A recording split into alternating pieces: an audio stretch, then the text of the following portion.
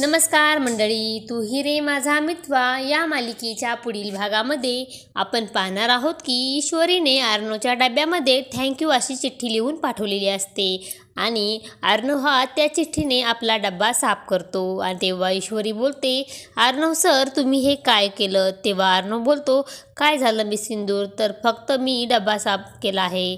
आणि ईश्वरी बोलते, आता मी त्यांना थँक्यू कसं बोलू? त्यांनी तर माझ्या सर्व मेहनतीवर पाणी फिरलं आहे. त्यानंतर आपण पाहतो ईश्वरी ही विचार करते आणि तिला एक आयडिया सुचते आणि ती आर्नो सरांना मी तर आता फुलांचा गुच्छ देते आणि त्यांना सॉरी बोलते. तर इकडे एक फुलाचा गुच्छ मागवून घेते.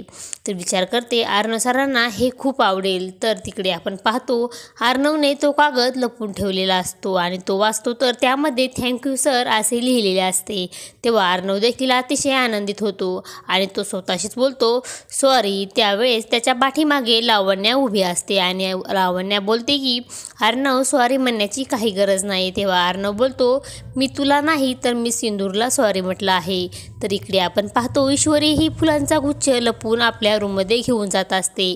तेव्हा मामा आणि अंजली तिला पाहत असतात. तेव्हा दोघे बुके पाहून एकमेकांना खुणवतात आणि तेव्हा अंजली बोलते मला तर खूपच आनंद होत आहे. तेव्हा राजेश स्वतःशीच बोलतो तुला आनंद होत आहे परंतु माझं काय? मला तर खूपच दुःख झालं आहे.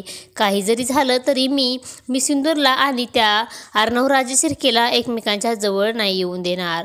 आणि तो एक वेगळा प्लॅन आखू लागतो. आता पुढे येणाऱ्या भागामध्ये राकेश हा त्यांचा प्लॅन यशस्वी होऊन देणार का? मग ईश्वरी आणि आर्नव हे एकमेकांच्या जवळ येणार का? हे पाहणे अतिशय रंजक ठरणार आहे. तू ही रे माझा मितवा या मालिकेचे सर्व अपडेट पाहण्यासाठी आपल्या चॅनलला लाईक करा, शेअर करा आणि सबस्क्राईब करायला विसरू नका. धन्यवाद.